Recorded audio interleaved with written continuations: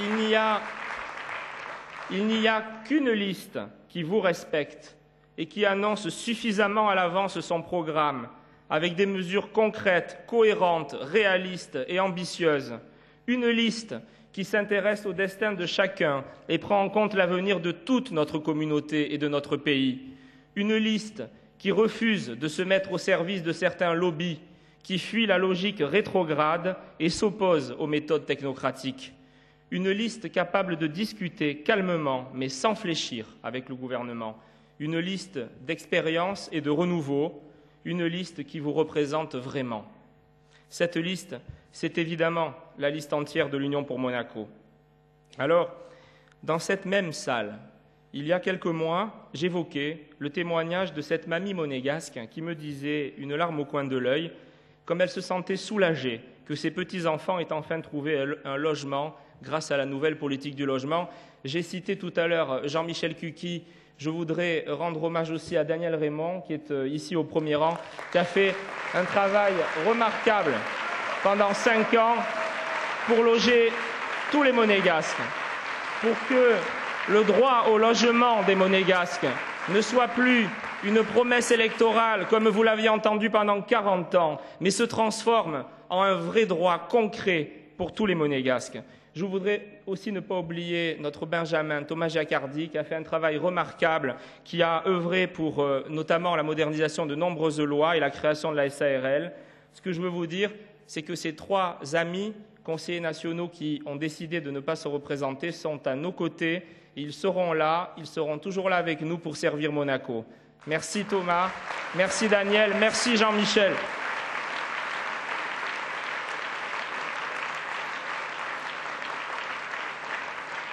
Pour en revenir à ce témoignage de cette grand-mère, je voudrais, pour elle et pour tous ceux qui ont toujours cru dans le destin de notre pays, eh bien, je voudrais dédier les prochaines années pour que les générations futures soient fières de nous, qu'elles ne puissent pas nous reprocher de ne pas avoir tout fait pour les aider à trouver leur place dans ce monde, qu'elles ne puissent pas nous en vouloir, car nous aurions dilapidé ce patrimoine dont nous ne sommes au fond que les usufruitiers. La qualité de vie monégasque n'est pas seulement un titre pour notre programme, c'est une exigence pour l'avenir. La qualité de notre belle communauté, la qualité de nos valeurs et de nos engagements, et puis cette part de rêve qui rend notre principauté exemplaire et unique aux yeux du monde. Chers compatriotes, mes amis, Monaco doit continuer dans la voie de l'évolution actuelle. C'est le bon chemin, c'est le meilleur service à rendre au pays et à son prince dans sa tradition profonde. L'UPM, c'est aussi la continuité du combat pour les attentes et les besoins des Monégasques. Mais pour être ferme, il faut être fort. L'absence d'une majorité forte serait un affaiblissement de tous les Monégasques, un affaiblissement du Conseil national, un affaiblissement de notre démocratie.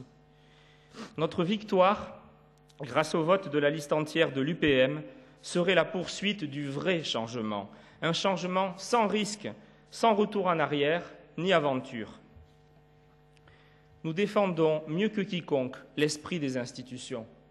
Ceux qui prétendent défendre nos traditions en refusant les évolutions n'ont rien compris à notre histoire, car Monaco, c'est le génie de l'adaptation permanente par ses princes depuis plus de 7 siècles. Repensons à l'abolition des frontières douanières par Charles III à la fin du XIXe siècle, alors que l'Europe entière bâtissait des frontières. Repensons à la suppression de l'impôt sur le revenu, toujours par Charles III à la fin du XIXe, alors que toute l'Europe créait et développait l'impôt sur le revenu. Est-ce que ça, ce n'est pas une innovation extraordinaire? Et l'histoire de Monaco est pleine de ces innovations. C'est pour ça qu'un petit État comme le nôtre a pu survivre et est aujourd'hui toujours fier de son indépendance, alors que des pays tellement plus grands ont depuis longtemps été absorbés par d'autres. Alors oui, la tradition à Monaco, c'est d'innover dans le respect de notre passé. Et c'est nous, à l'UPM, qui représentons cette tradition aux prochaines élections, le 3 février. Alors, le 3 février, prenons notre destin en main pour que derrière notre prince souverain, toujours, Monaco continue de faire rêver le monde. Viva o nostro principe, viva i Monégaschi et viva Monego!